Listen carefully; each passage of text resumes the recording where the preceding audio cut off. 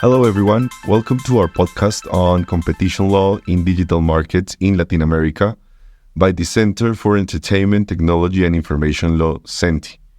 We are here today to discuss the key issues, relevant topics, and the proposed solutions by experts on competition and innovation policy in Latin America. The purpose of this project is to open the debate in society and policy making regarding how to approach regulation and enforcement in digital markets. To lead this discussion, we have invited some of the most experienced professionals in competition, technology, and innovation to help us lead this debate. We are very glad to be here today with three very important speakers. First, we are accompanied by Elisa Mariscal. Elisa is an economist from El Instituto Tecnológico Autónomo de México, and she holds a master and PhD in economics from UCLA. Currently, she is the managing director of GameC Economics based in Madrid and Mexico City. Elisa has worked for more than 20 years in competition law matters. She has been a founding member of Mexico's Federal Telecommunications Regulator Advisory Council, and she was a member between 2015 and 2019. And she has also been a member of Mexico's Antitrust Agency's Advisory Group on Digital Economy. Welcome, Elisa. Second, we have Krisztian Katona. Krisztian is currently the Vice President of Global Competition and Regulatory Policy at the Computer and Communications Industry Association in Washington, D.C. Krisztian holds more than 18 years' experience, including serving at the Federal Trade Commission as Counsel for International Antitrust, where he was in charge of cooperation between agencies. He has served also as an attorney in the agency's Technology Enforcement Division, investigating and litigating potential violations of antitrust law in technology markets. Krisztian is currently a non-governmental advisor to the ICN and a professor at Georgetown University Law Center. Welcome, Krisztian. And Daniel Sokol. Daniel is a Caroline Craig Franklin Chair in the Law and Business Center at UCS Gould School of Law and an affiliate professor at Business Law at Marshall School of Business, where he teaches in the Marketing Department. He serves as a faculty director of the Center for Transnational Law and Business and the co-director of the UCS Marshall Initiative on Digital Competition. Additionally, in a part-time capacity, he serves as a senior advisor for White & Case. Welcome, Daniel. So, to start getting into our subject matters, we would like to open the floor to our first topic, which we described, which is regulation and enforcement from an antitrust perspective. For these matters, I would like to ask Daniel to introduce us to what is regulation, when is it required, what is the purpose of regulating an industry, and what has happened in digital markets with regulation. Thank you very much for having me. So there's the basic question of when do you enforce versus when do you regulate? Enforcement, with the exception of merger control for the most part, is ex post. We're looking to see what's happened and we move in to correct something that's already happened. For example, tying, bundling, exclusive dealing, attempted monopolization, all kinds of claims involving collusion.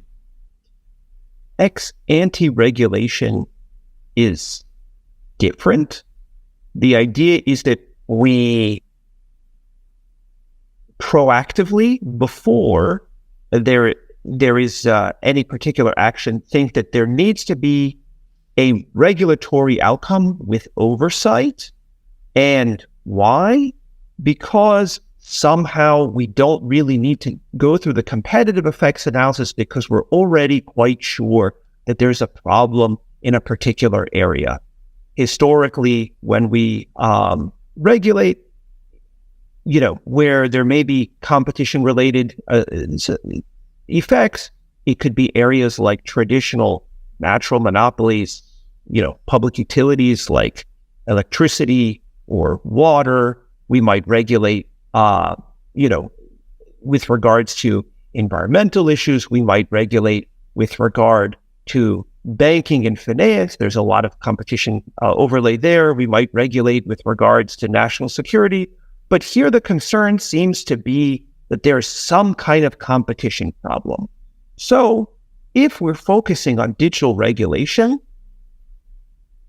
the basic question to ask is the core problem that we are addressing a competition problem? So let's ask ourselves, what's the core problem? Is it some kind of conglomerate effects, or to use the newer language, ecosystem theory of harm? Well, let's focus on traditional conglomerate effects. If the concern is conglomerate effects, why is it that we don't regulate rather than enforce other areas where conglomerate effects may matter in terms of expansion of scope? This could be pharmaceuticals, medical devices. This could be all kind of other conglomerates that we see in the economy, for example, in telecom, et cetera, but on the competition side. So is that the question? Is the question one simply of size? And if size, for what purpose? Size because just big is bad, or size because somehow it's a proxy for market power? Well, if the issue is market power, shouldn't we be concerned also about traditional network industries that have monopoly aspects to them? If the core issue is vertical integration, why are we not also regulating other areas where we have vertical integration, or in some cases, re-regulating, whether it's airlines or banking or what have you?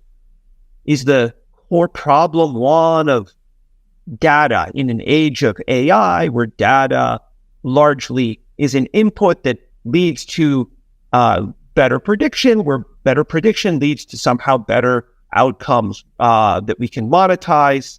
Is it data? Well, if it is data, why is the focus on end consumer related companies? Because if the concern is data, might we also be concerned about business to business companies that may have data where there may be actually less competition because there may only be one such B2B? Or on the B2C side, why are we focusing on companies only with first-party data, but not looking at competition with regards to third-party data, with regards to data brokers? But this, of course, also assumes that data itself is the issue and not what you do with it, because normally we look at effects.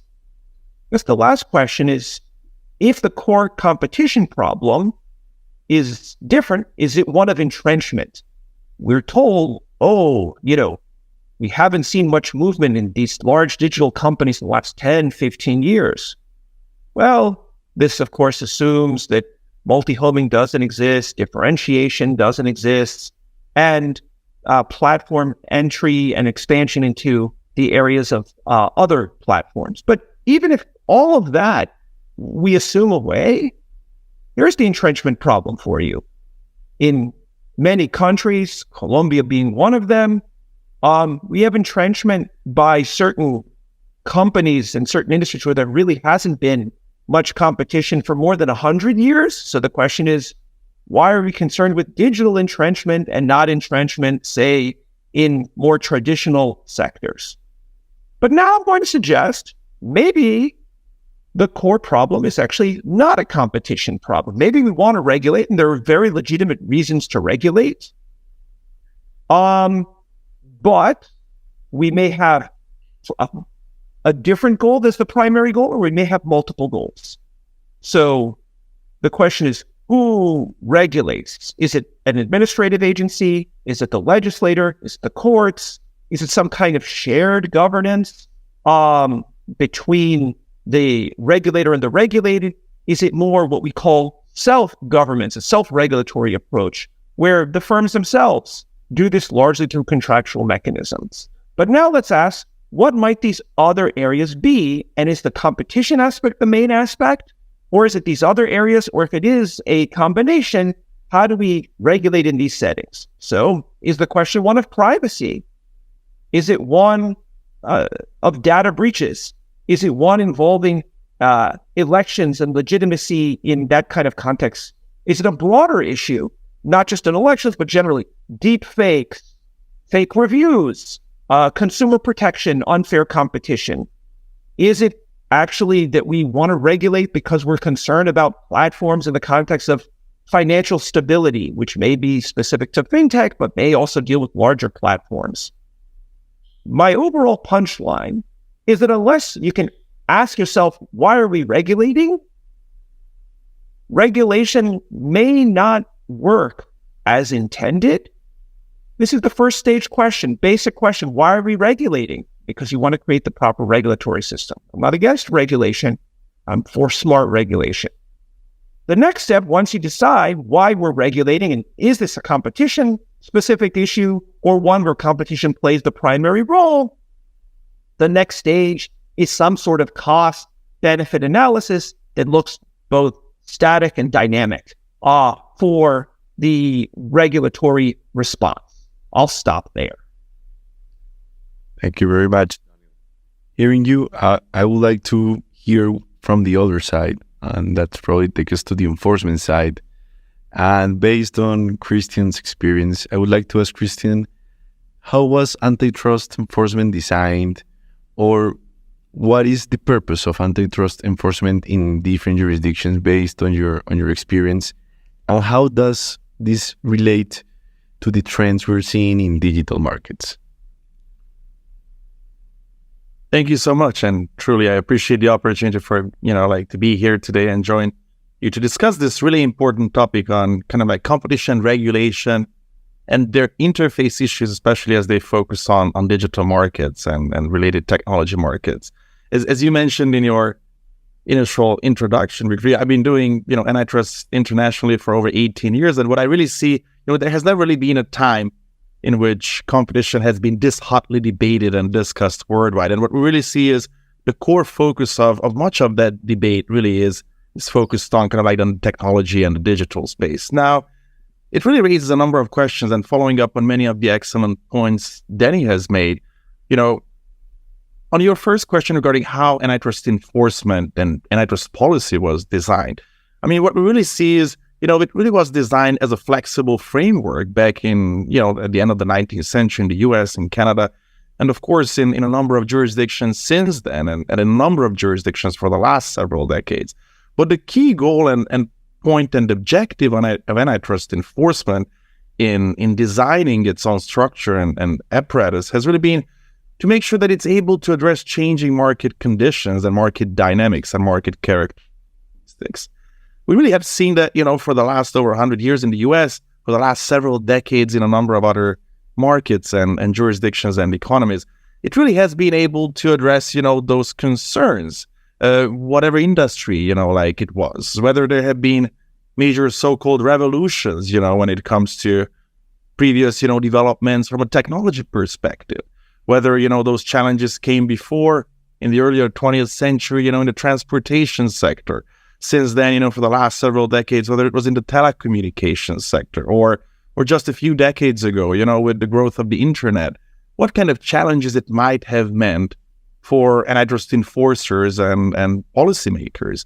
And really have seen that, antitrust in that regard really has been able to cope with that by trying to build a kind of a very diversified toolkit to address the different issues and kind of like key potential concerns and challenges in antitrust and competition.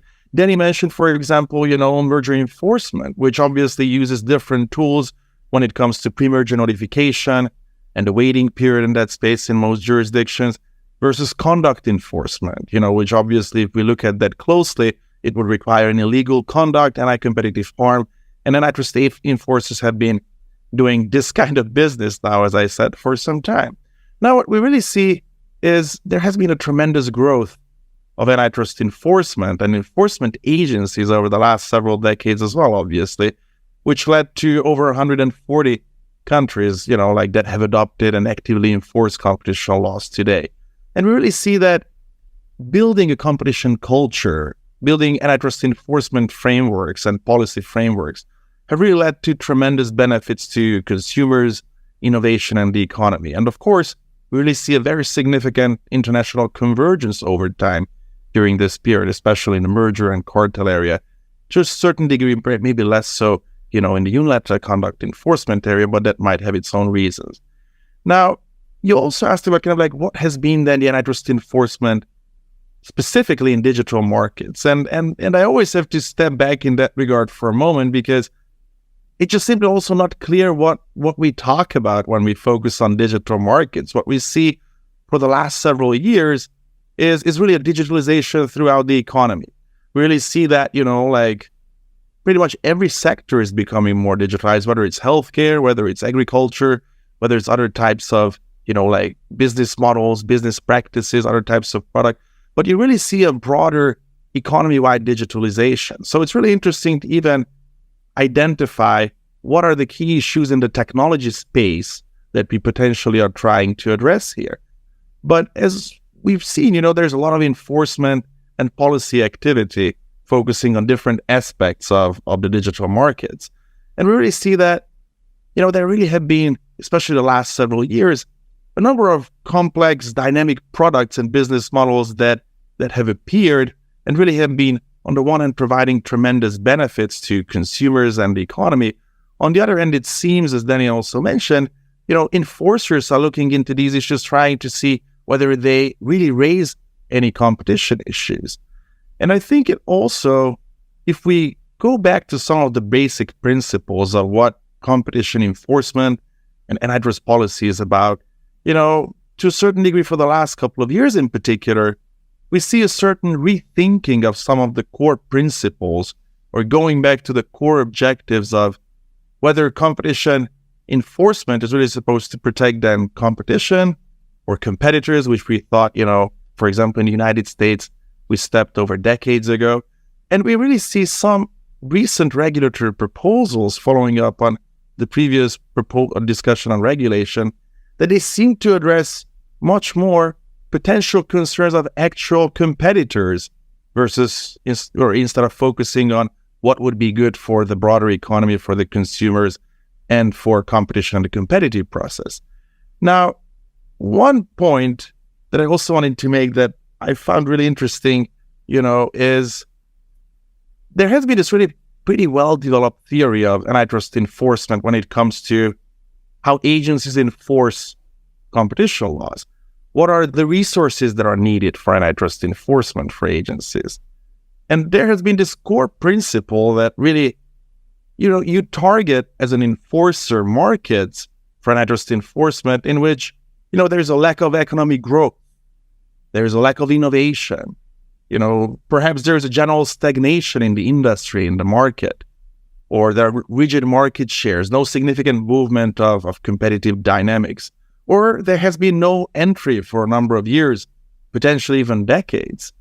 And what I always find interesting is the recent antitrust enforcement scrutiny on digital mergers, on digital economy. If you think about the digital economy, it really doesn't really satisfy any of those traditional conditions, and that raises, from an antitrust enforcement perspective, the important question, are, potentially some enforcers maybe spending their resources in the wrong place with this heavy focus of, digital economy potential concerns? Can there be concerns and competition challenges? I think they certainly can be. The question is the broader focus that really it has gained for the last several years in a number of jurisdictions, whether it's actually warranted. And the very important question that Danny raised as well, which I couldn't agree more with, are we addressing competition concerns or competition issues here? Or are there more damaging problems in traditional markets where potentially switching costs are, frequently higher, much higher often? Entry can be much more difficult potentially, and perhaps there's a lot less overall dynamism. I have a number of other thoughts, but I think, we have a lot of different perspectives on this, so I would probably just, finish here for now. Thank you. Thank you, Krisztian. That's very interesting, and market structure is really important, and the nature of market structure in digital markets, and even more the particularities of these markets in Latin America.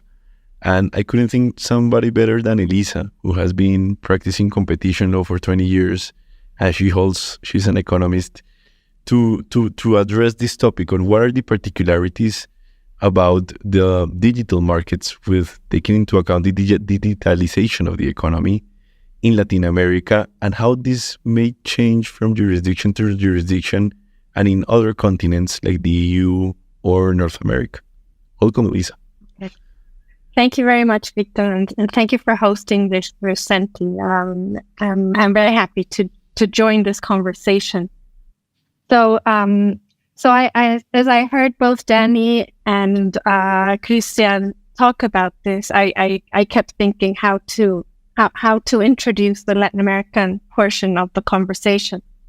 So I think that we have some common general concerns and common general issues that I think Danny raised very eloquently, and Krisztian has been following up on some of these ideas as well.